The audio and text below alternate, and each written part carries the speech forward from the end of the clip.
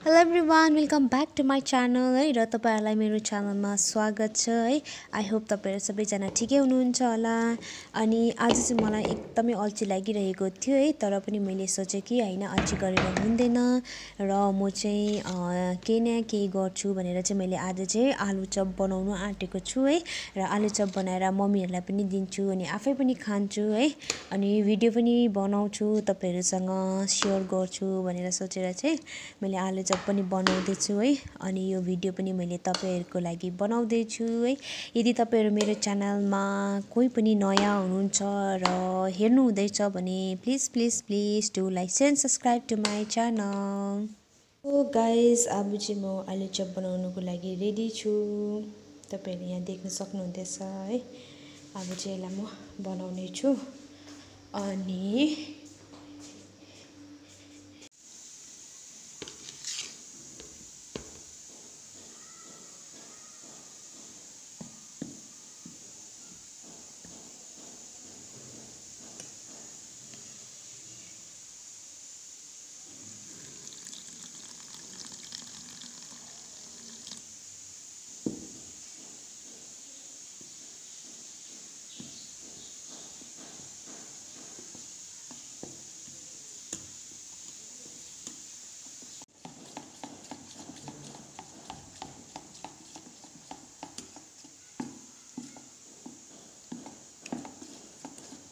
Ready बनाने के लिए बनाउनुको लागि एकदमै रेडी छ मेरो यहाँनिर आलु चप है।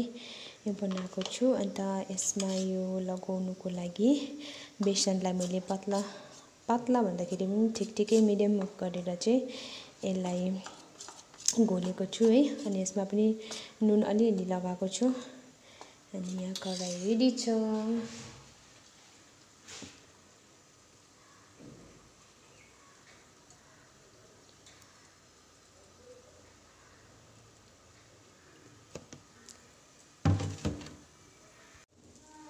Now ready. इसको मैं यहाँ पे डुबा देता हूँ। डुबाएर चाहिँ त्यहाँदेखि चाहिँ बनाउनु रेडी।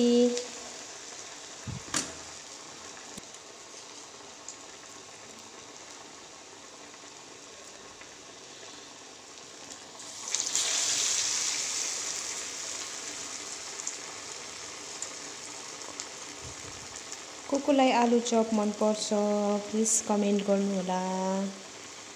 यदि मनपर्छ भने तपाईँहरू पनि यसरी नै बनाएर फ्यामिलीसँग बसेर है खान सक्नुहुन्छ।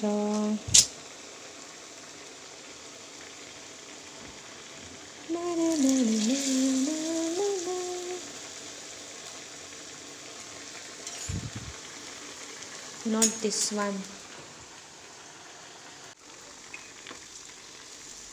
Wow, really nice.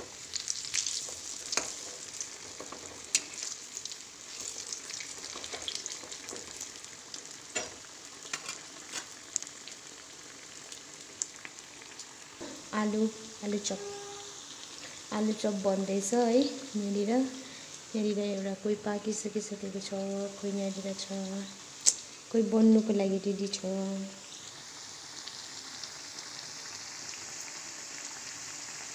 र आलु चप रेडी भइसकिसकेको छ है। अनि मैले यहाँ साइडमा सस पनि लगाएको छु। अनि यहाँ चाहिँ दही छ है। किन चाहिँ मैले यहाँनिर चटनी लगाएको छुइनँ भन्दाखेरि चाहिँ किन चाहिँ मैले अलरेडी आलु चपमा मैले ग्रिन चिल्ली काटेर लगाएको छु है, जुन चाहिँ एकदमै पिरो छ, एकदमै। अनि मैले त्यही कारण अचार चाहिँ नबनाएको, म यो सससँग र यो दहीसँग खानेछु। पहिले यसलाई सससँग खाँदा पनि हुन्छ, तर म चाहिँ यसलाई चाहिँ दहीमा डुबोलेर है, दहीमा डुबोलेर तपाईँहरूले देख्न सक्नुहुन्छ। ससमा पनि डुबोलेर